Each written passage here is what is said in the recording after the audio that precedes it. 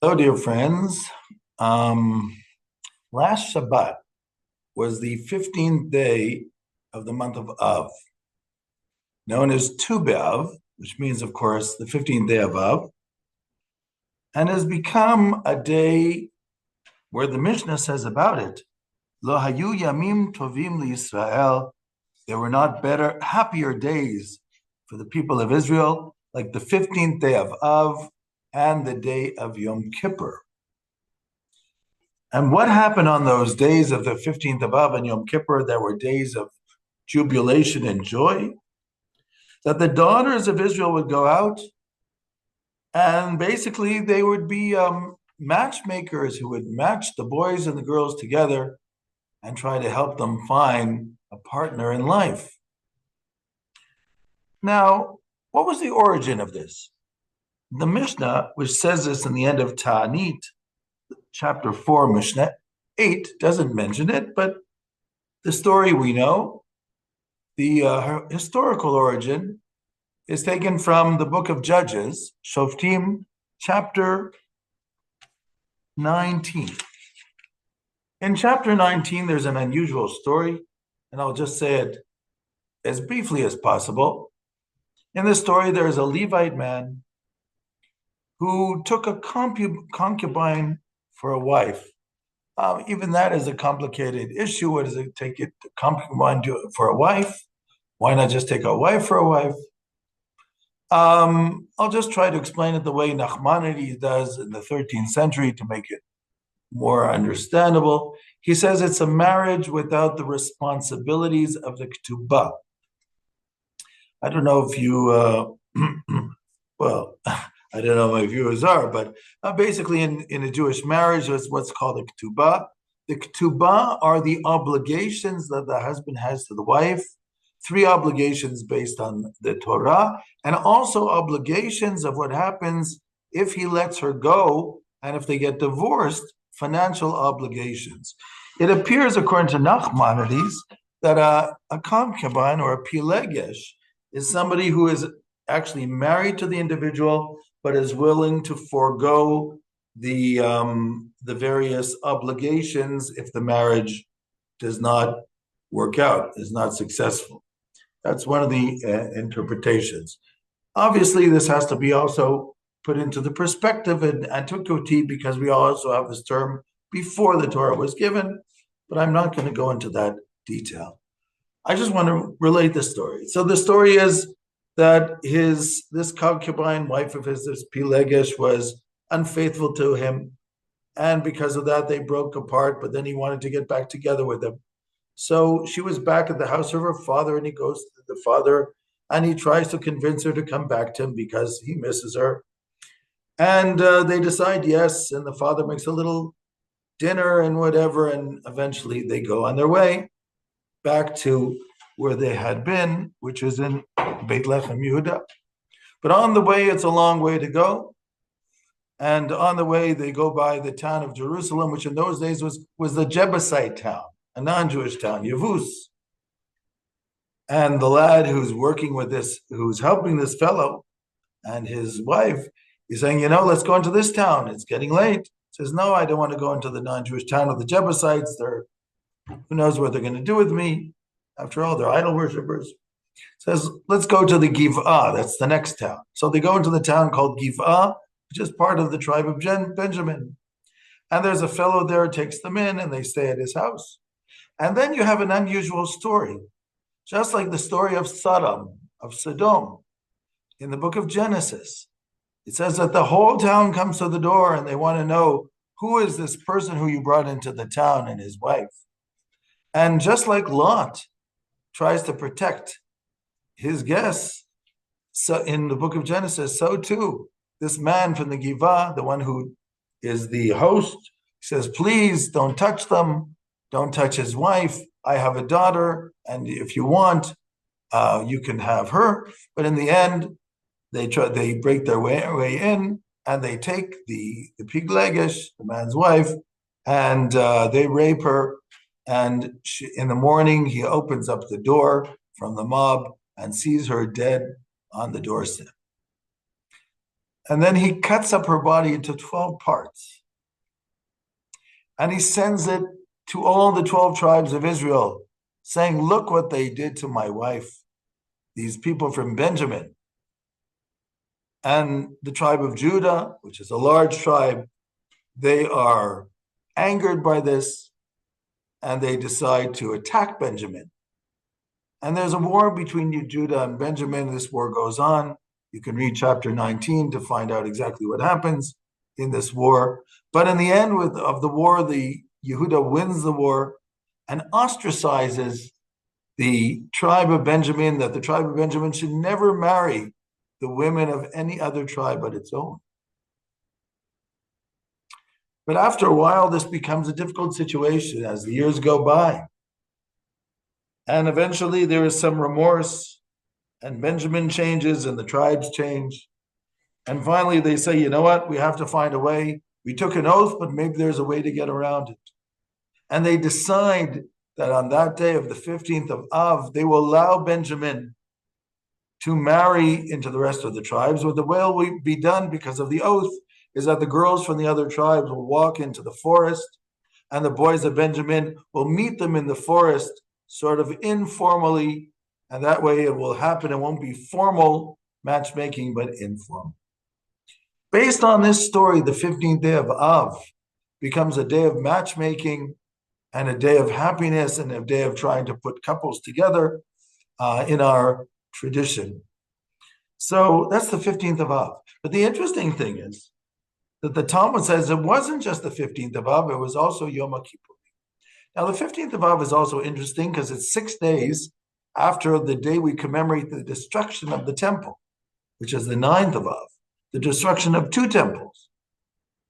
So you can understand here that just as the temples are destroyed on the 9th of Av, we want to rebuild on the 15th of Av. And every couple that is put together is a rebuilding of destruction. That's what the Talmud says, and anybody who brings joy to a chatan and a kala, to a bride and a groom, it's as if they are rebuilding one of the destroyed parts of Jerusalem. So this rebuilding is a rebuilding of families, and therefore it's the right reaction to the 9th of Av. But what about Yom Kippur? How does that get into the story? And Yom Kippur, in our tradition, by the way, aside from the Day of Atonement, which is the way it's portrayed in the Torah and Vayikra, Leviticus, and other places, it's also the day that the second tablets that Moshe made were given to the people of Israel. I don't want to go into the whole description of how it comes out exactly to Yom Kippur, but it was after the 3rd time that Moses went up to Mount Sinai, and this time he brought down the second tablets, and he brought them down on the 10th of Av, which is Yom Kippur. And that's why the Mishnah says here, in the end, Rabbi Shimon ben Gamliel of the 2nd century says, there were no greater days or happier days to Israel than the 15th day of Av and Yom Kippur, because those were the days that the daughters of Jerusalem would go out in borrowed white gowns. And why were they borrowed? Because just in case somebody didn't have money, they should not embarrass them. And they would dance around, and they would meet boys and be set up with boys on those days. And it ends off by saying, quoting the Song of Songs, "Oh, come out, daughters of Zion, and to see King Solomon, for the crown that his mother crowned him on the day of his wedding and the day of his happiness." So the Midrash, or really it's the Mishnah here, says, the day of his wedding, that is the day of the giving of the Torah. The day of his happiness, that is the day that the temple was built. Now, both these days actually are referring to Yom Kippur. Yom Kippur is called the day of the giving of the Torah because, as I told you, the second tablets were given on Yom Kippur, which were the tablets which were not broken. Why is it also referred to as the day of the building of the temple? because the first temple of Solomon was actually finished on Yom Kippur, according to our tradition. And therefore, they celebrated the festival of Sukkot just after that for 7 days. But I want to understand again why Yom Kippur should also be a day of matchmaking. Well, in a sense, it already is. For those who know, we have 4 days a year, if I remember correctly, where we have the memorial prayer, which is called Yizkor. And in the memorial prayer, we have a custom that people whose parents are still alive, they leave the sanctuary and wait until the prayer is over. Well, very often young people who have their parents, and they go out, it's a possibility to meet other young people of their age or various ages where they can actually meet people to get married. So it actually exists in a sense in our tradition. I've always said too that Yom Kippur is actually a great day to do matchmaking because it's the one day a year. It's a solemn day, and you actually might pick the right person for the right reasons on that day. Might help you to do so. But it's interesting that it was the 15th of Av and Yom HaKippurim. Now, there's something else I want to say about the 15th of Av. Just like Tisha B'Av, the 9th of Av, which this year was the Shabbat, previous Shabbat, and Tu B'Av, the 15th of Av, was the Shabbat after. So usually the 9th of Av falls out just around Parshat Devarim, the first Parsha of Deuteronomy. Whereas Tu B'Av usually falls around a week, almost 6 days later, Va'et Hanan, which is the second second Parsha of Sefer Devarim. In this Parsha, the second Parsha of Hanan, we have the 10 Commandments. And I want to relate a certain relationship between the 10 Commandments and the idea of Tu B'Av. Let me explain. The Talmud says a very unusual thing in Kiddushin. The Talmud says, how do you know that a man has to meet his bride-to-be before before the wedding, before they sit under the wedding canopy? Meaning it's wrong. You can't have a match which is just made under the wedding canopy. They have to meet each other before. Someone says, how do you know that? Because it says in Leviticus 19, you shall love your neighbor as yourself. Now, in order to love your wife, you have to meet her first to know that she's the person that you could actually love. You can't just meet her under the wedding canopy and take that gamble and take that risk. You have to see if there's some common ground between the two of you. So you learn that from the verse, V'ahavta l'reacha kamocha. Now this is very interesting because that verse is used in many ways. I'll give you an example. Rabbi Akiva says about that verse, V'ahavta l'reacha kamocha, ze klal gadol b'Torah. Love your neighbor as yourself. This is this is the foundation of the Torah. It's a great principle of Torah to love your neighbor as yourself. Also in the famous story of Hillel, the elder in the 1st century, there's a story about a non-Jew who wanted to convert to Judaism. He was a potential proselyte. And he went to the heads of the Sanhedrin, first to Shammai, and he says to Shammai, he says, I want you to teach me the whole Torah on 1 foot, and then I'll be happy to convert. Shammai says, what does this mean? Just get out of here. Chases him away. Then he comes to Hillel. Hillel was the president, and Shammai was the head of the Beit Din, the head of the court. Then he goes to Hillel. He says, I want to convert. I have one condition. I just want you to teach me the whole Torah on 1 foot. Hillel says, okay. He says, don't do to others what you wouldn't want them to do to you. That's the basic foundation of the Torah. Everything else is details. Of course, this is, the inverse of you shall love your neighbor as yourself. Don't do to others what you wouldn't want them to do to you. Now, how does it relate to Parshat Va'et Hanan? This I'll just say in a short way because I have a lot to say about the Ten Commandments, maybe in another video, what we call the Ten Commandments, the Decalogue. You have two tablets. The Ten Commandments are written on two tablets. According to our tradition, the tractate in Shabbat says each one of the tablets was 6 handbreadths high or long. Shishat Tfachim, both of them were 6. So they're identical. And you had 5 of the Decalogue on the first one and 5 on the second one. So they're also identical in that sense. The first 5, according to our tradition, are mitzvot between man and God.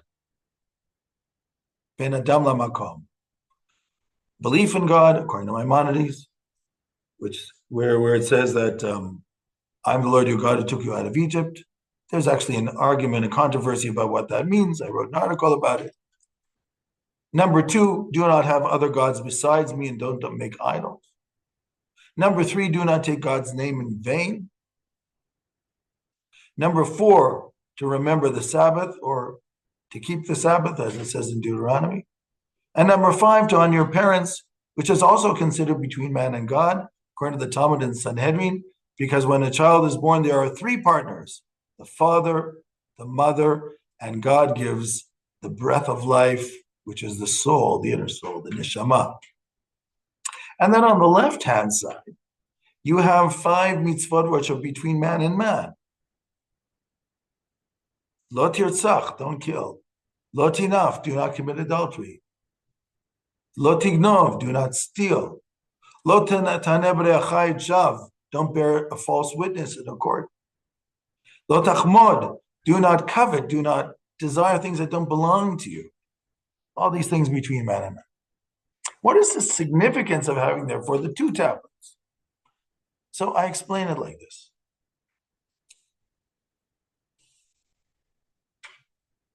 There is a difference between what the Torah thinks and what I call the religious mentality. Especially in the West, the religious mentality seems to think that religion is what I do between me and God, things that represent my faith. Not necessarily that morality is not in the realm of religion, but that's not the main thing. The main thing is what I do to profess my faith. So if you go to synagogue, or for a non-Jew, if you go to church, then you're considered a religious person. If you keep the commandments, for a Jew, you keep the commandments, you kosher, Shabbat, whatever, all those things which normally people wouldn't do if you weren't Jewish. That shows you're a religious Jew and you wear a kippah, etc. Right?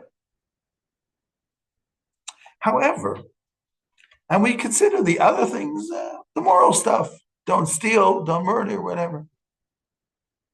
But the point is that the Torah itself does not differentiate between the mitzvot between man and God and man and man. But people do. In what sense do people do? Let's say, standing at an airport and see a guy who looks very religious. I won't describe it. You'll use your own imagination. And as he's walking through the custom guard says, come over for a moment. Come over, yeah? Can you open up your coat, sir? Opens up his coat, and under it you see there's all these boxes of cigarettes, got a couple of bottles of alcohol that he has stashed in there that he's bringing in without declaring. And then you see that from the side, you say, wow, this religious guy is actually a thief.